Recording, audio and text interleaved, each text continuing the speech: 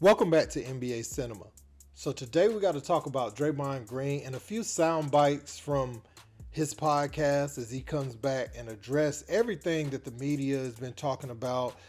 Us normal folk that just love the NBA basketball, what we've been talking about as far as his conduct and how it's been detrimental to the Warriors and they're not playing as well. You got other storylines surrounding it as far as Klay Thompson and others. Well, we're going to look at what Klay had to say about Draymond's return, but first, we're going to get into these sound bites and some of the things that bothered Draymond when he was away. One thing in particular he didn't like is Stephen A. Smith's comments about Steph being a bad leader because Draymond continues to find himself in these predicaments. So he ended up apologizing to Steph.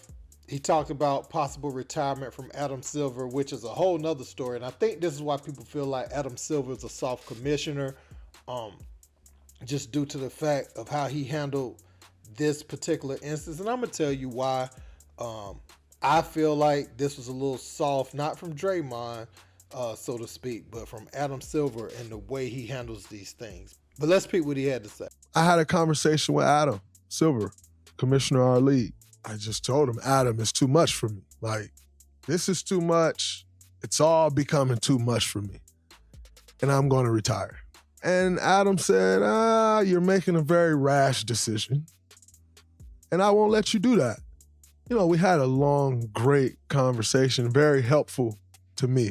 Very thankful to play in a league with a commissioner like Adam, who's more about helping you than hurting you, or helping you than punishing you, or, he's more about the player. One thing throughout this process that really hurt me, I turned on the TV screen and someone, Stephen A. was like, Steph is a bad leader because Draymond did X.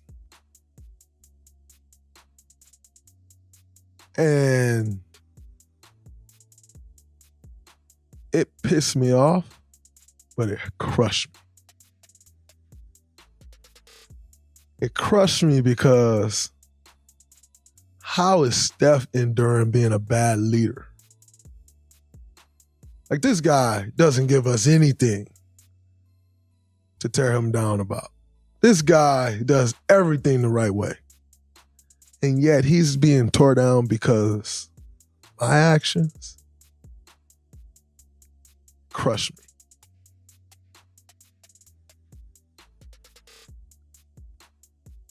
That was a tough one. That was a tough blow to deal with.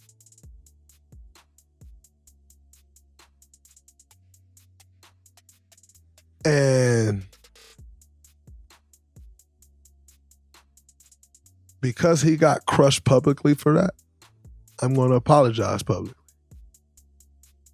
I sincerely apologize to Steph for my actions. Because that was a tough pill to swallow. Very thankful for Steph. As I've been out on this time, talk every day, every other day, just checking in. He's like, yo, I'm going to be right here with you through this. I'm going to help you through this. And he's been very much so that. And sitting through those first days and just listening, I heard so many people say, he need help. And as I sat and listened to those people, quite naturally, the ones that I saw saying I needed help, I'm like, who said that? This person said that? No way this person said that. But you go through stages of understanding things. You go through stages of how you may feel. You go through stages of thoughts. And so my initial thought was, he said that? Okay, man. So when you hear him address those three things, I didn't want to take the whole interview. You can check it out on the volume on his podcast, if you want to get the whole thing. But I looked at a few of those things, and the first thing he said about Adam Silver saying, he's going to retire is all too much for him. And I know, a situation like that can become overwhelming when you are an emotional basketball player. I'm not taking that away. But the accountability of it is almost like, your kid get in trouble and you tell them, you getting on to them about cleaning their room, or you getting on to them about their grades in school or something. And then they be like, man, I'm just the worst kid ever. And they try to, put that in your head to make you be like, well, oh no, don't feel that way. It'll be okay. They try to take the power back from the situation. And I feel like that could have been a manipulative play to say, I'm going to retire. Now, he could have really been feeling that, but to me, right, after all the incidents we had, it should have just been stern talk. And if you throw something out there like that, you can make it where it's like, okay, well, no, I don't need to go too hard on him because he's already in a dark place. He's already dealing with it himself. So let me soften up on him. I kind of just feel like that, but that's just my opinion. Now, Dre could really be feeling these feelings. I'm just saying, how it looks to many of us. You know what I'm saying? But, that, and then Stephen A. Smith questioning Steph Curry's leadership. And if you didn't see the video I did on that with Steve Kerr and him going back and forth, I'm going to play that clip right now. Let's peep. Curry is not a vocal leader. If this were LeBron James, if this was a teammate of LeBron James, we'd be all over LeBron James. Where's the leadership? Where's he at? What kind of impact is he having? I don't think that we should be holding Steph Curry to lesser standards. There is a way to lead. You don't have to do it the way somebody else would do it, but you got to do it. I saw Jordan Poole walked by Draymond Green last year. You know who I saw following him off the court to the bench? Steph. None of us knew about it. They didn't talk about it in the post game, but you saw Steph roll up on Jordan Poole and address him and was in his face and was talking to him because he was being disrespectful to Draymond Green during the game. Like, focus, get your mind right. Don't be doing stuff like that. I'm saying you don't have to do it the same way, but Steph Curry and his leadership, yeah, he's required to have some, and he's required to display some. And Draymond Green loves that brother and owes a lot to him. And Draymond Green told me personally when he hit Jordan Poole, he said, man, the look on Steph Curry's face, it was almost like Steph Curry thought it was his fault because like he should have done something. He should have seen that something wasn't right and should have done more. Draymond said that about Steph. And that's how he felt like Steph was feeling guilty. I'm saying there's a lot to this, and Steph is not being blamed, just like I'm not, quote unquote, blaming Steve Kerr or whatever. But there is no doubt that organizationally, especially when it comes to the coach and when it comes to the star player, that there appears to be that more should have been done. For anybody to question Steph Curry's leadership, it's actually kind of sickening to me. And I saw some of that yesterday. It was disgusting. We're talking about one of the finest human beings that I have ever been around.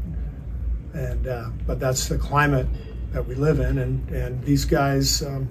Part of all of this is just the climate we live in, and the arrows that are, slung at these guys, and the judgment, the criticism. That's fine, but it's part of it, and it's not easy. We're all human beings, and so that's a big part of the job these days as a professional athlete. You have to deal with everything, and you have to accept it. But there are times when you kind of have to say, really? Like, that's the angle you're going to take? You're going to question Steph Curry's leadership? Like, really? We're going to do that? Think about that.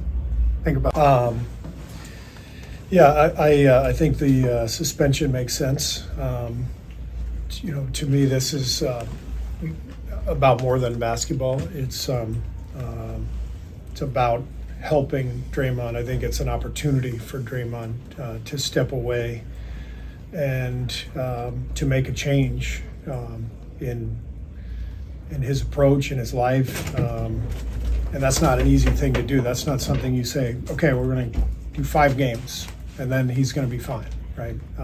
The league did that did 5 games after the incident with Rudy.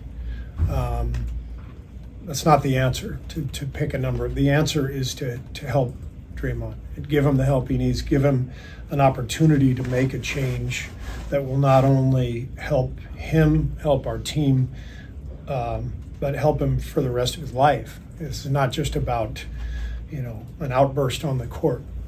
This is about his life. This is about someone who I believe in, someone who I have known for a decade, who I love for his loyalty, his commitment, his passion, his love for his teammates, his friends, his family.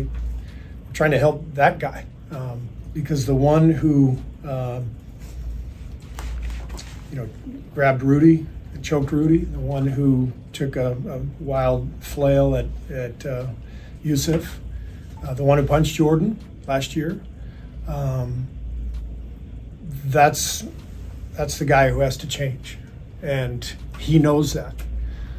Everything before that, over a decade of play, what are we really talking about, right? We're talking about, getting ejected for yelling at the ref or throwing a ball.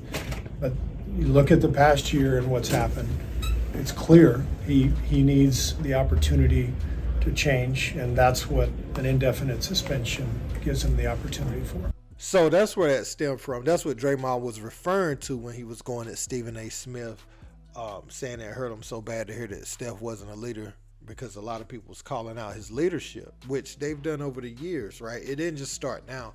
Stephen A. saying that wasn't the first time you heard about Steph's leadership. You heard about it with KD, like when the Steph step in and have the ultimate say over Draymond, right? When does these type of things happen? But, honestly, they've needed Draymond and his vocal leadership and his ability to play physical, so they can shoot the threes and do all the cool things people love to see, right? They needed someone to take that other load that's required for a basketball team, the things that's not pretty, that don't show up on the stat sheet as much. And he's done a good job doing that.